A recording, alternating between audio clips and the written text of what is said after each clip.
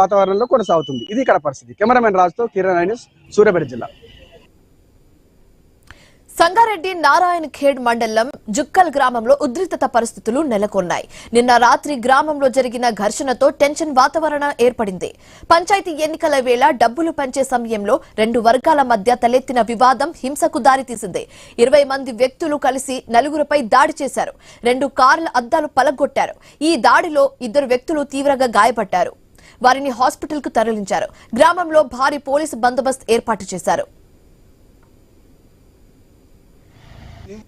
రాత్రి కొట్లాటల్లో భాగంగా మేము వెళ్ళినప్పుడు నా కారు మరియు మిలిటరీ మ్యాన్ దత్తరావు కొడుకు రాజు కారు ఇద్దరం కార్లు తీసుకోవడం వెళ్ళడం జరిగింది. అయితే ఆ కార్లను కూడా 2 కార్లను కూడా ధ్వంసం చేసి పగలగొట్టారు. కాబట్టి ఈ పోలీసులు దాన్ని రికవరీ చేసి దాన్ని మరమ్మతులు చేయించాలని చెప్పి మరి వాళ్ళపైన కేసు చేసి వాళ్ళకు చట్టరీత్యా చర్య తీసుకోవాలని చెప్పి నేను డిమాండ్ చేస్తాను. రాత్రి కొట్లాట ఉమ్మడి పాలమూరు జిల్లాలో 3వ విడత పంచాయతీ ఎన్నికలు ప్రశాంతంగా కొనసాగుతున్నాయి. 27 మండలాల పరిధిలో పోలింగ్ జరుగుతోంది. పోలింగ్ కేంద్రాల వద్ద భారీ క్యూ లైన్లు ఉన్నాయి.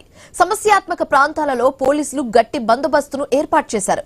ఉమ్మడి జిల్లా వ్యాప్తంగా 5,520 మంది పోలీస్ సిబ్బంది బందోబస్తులో పాల్గొన్నారు.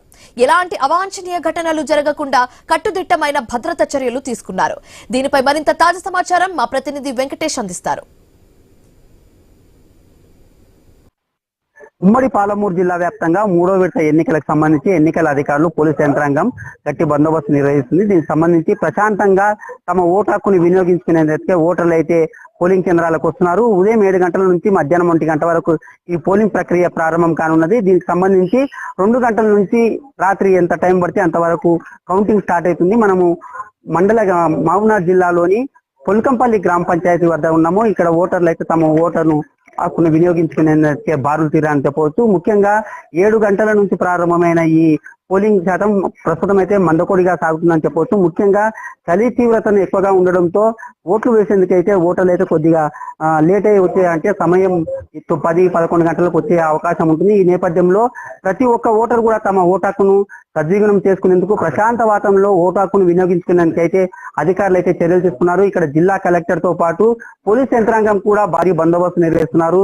ఎక్కడైతే ఉమ్మడి పాలమూరు జిల్లాలో సమస్యాత్మక ప్రాంతాలు ఉంటాయో అక్కడ గట్టి బందోబస్తు ఏర్పాటు చేస్తున్నారు. ఎలాంటి అవాంఛనీయ సంఘటనలు చోటు చేసుకోకుండా అయితే పోలీసులు అయితే గట్టి చర్యలు తీసుకుంటున్నా చెప్పవచ్చు. 3వ విడతకు సంబంధించి 27 గ్రామాలలో దానికి సంబంధించిన మండలాల్లో పంచాయతీ చేస్తుంది. 563 గ్రామ పంచాయతీలు 5,016 వార్డులకు సంబంధించిన ఎన్నికలు జరగనున్నాయి. ఈ రోజు మొత్తంగా చూసుకుంటే ఉమ్మడి పాలమూరు జిల్లా వ్యాప్తంగా 52 సర్పంచ్ ఏకగ్రీవమయ్యాయి. దాంతో పాటు వార్డు సభ్యులు కూడా 901 మంది సభ్యులు కూడా ఏకగ్రీవమయ్యారు. దీనికి సంబంధించి 504 స్థానాల్లో ఎన్నికలు నిర్వహించేందుకైతే అధికారులు, ఎన్నికల సంఘం, పోలీస్ యంత్రాంగం అయితే కృషి చేస్తుందని చెప్పవచ్చు. ఉమ్మడి మహబూబ్నగర్ జిల్లాలోని చాలా ప్రాంతాలలో ప్రశాంతంగా అయితే ఎన్నికలు అయితే నిర్వహిస్తున్నందుకు అధికారులు అయితే చర్యలు తీసుకుంటున్నారు.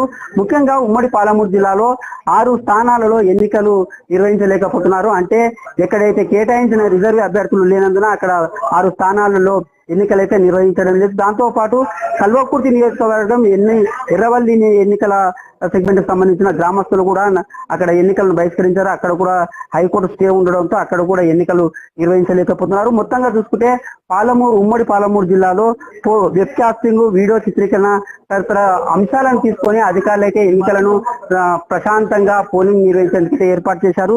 దీనికి సంబంధించి ఉమ్మడి పాలమూరు జిల్లా వ్యాప్తంగా కూడా 5,520 మంది పోలీస్ సిబ్బందిని ఏర్పాటు చేశారు. ఎక్కడ కూడా ఎలాంటి అవాంఛనీయ సంఘటనలు చోటు చేసుకోకుండా ఈ ఎన్నికలు నిర్వహిస్తున్నారు. ఉదయం 7 గంటలకు ప్రారంభమైన ఈ పోలింగ్ మధ్యాహ్నం 1 గంట వరకు సాగుతుంది. దాని తర్వాత లంచ్ తర్వాత 2 గంటల నుంచి సాయంత్రము అంటే రాత్రికి ఎంత కౌంటింగ్ ప్రారంభమవుతుంది. దీనికి సంబంధించి ఎలాంటి ఇబ్బందులు తలెత్తకుండా ఎన్నికల అధికారులు అక్కడ పోలీస్ యంత్రాంగం అయితే చర్యలు చేపట్టిందని చెప్పవచ్చు. ముఖ్యంగా ఉమ్మడి పాలమూరు జిల్లాలో 1, 2వ విడత ప్రశాంతంగా ఎన్నికలు జరిగిన నేపథ్యంలో 3వ విడత ఎన్నికలను కూడా అదే స్థాయిలో ప్రశాంతంగా నిర్వహించేందుకైతే పోలీస్ యంత్రాంగం అయితే కృషి చేస్తున్నది చెప్పవచ్చు. దీనికి సంబంధించి ఇప్పటికే ఉమ్మడి పాలమూరు జిల్లాలో బీఆర్ఎస్, కాంగ్రెస్ పార్టీలు పోటాపోటీగా ఈ ఎన్నికల బరిలోకి దిగాయి. దాంతో పాటు బీజేపీ కూడా చాలా ప్రస్థానాన్ని ఎక్కడైతే క్షేత్రస్థాయిలో, గ్రామీణ స్థాయిలో తమ పట్టును కూడా నిలుపుకునే ప్రయత్నాలు చేస్తున్నాయి ఉమ్మడి పాలమూరు జిల్లా వ్యాప్తంగా.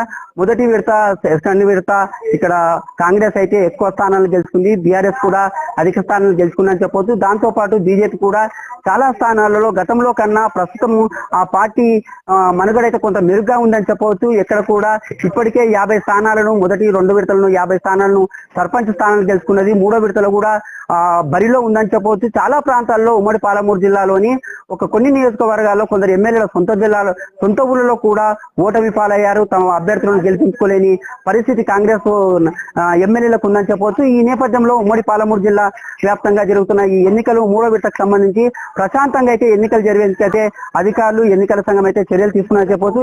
ఈ నేపథ్యంలో ఉమ్మడి పాలమూరు జిల్లా వ్యాప్తంగా చాలా ప్రాంతాలలో ప్రశాంతంగా అయితే ఎన్నికలు నిర్వహించేందుకైతే అధికారులు చర్యలు తీసుకున్నారు. ప్రశాంతమైన వాతావరణము ఎన్నికలు నిర్వహించేందుకైతే చర్యలు తీసుకుంటున్నారు. ఎక్కడ కూడా ఎలాంటి ఇబ్బందులు తలెత్తకుండా, ఏదైనా వయోవృద్ధులు వస్తే కూడా వారికి వీల్ చైర్ ఏర్పాటు చేయడం, అనారోగ్య పరిస్థితి వారికి సంబంధించిన మెడికల్ కిట్లను కూడా ఇక్కడ కేంద్రాల్లో ఏర్పాటు చేస్తున్నారు. మంచినీటి వసతి, ఏదైనా ఎండ ఎక్కువ తీవ్రత ఉంటే టెంట్లు కూడా షామియానాలు వేస్తున్నారు. ఈ నేపథ్యంలో ఉమ్మడి పాలమూరు జిల్లా వ్యాప్తంగా అయితే 3వ విడత ప్రశాంతంగా అయితే ఎన్నికలు నిర్వహించేందుకు అధికారులు చర్య తీసుకున్నారు. ఉమ్మడి పాలమూరు జిల్లా నుంచి వెంకటేష్, ఐన్యూస్, మహబూబ్ నగర్. తమపై లాఠీ చార్జ్ చేశారని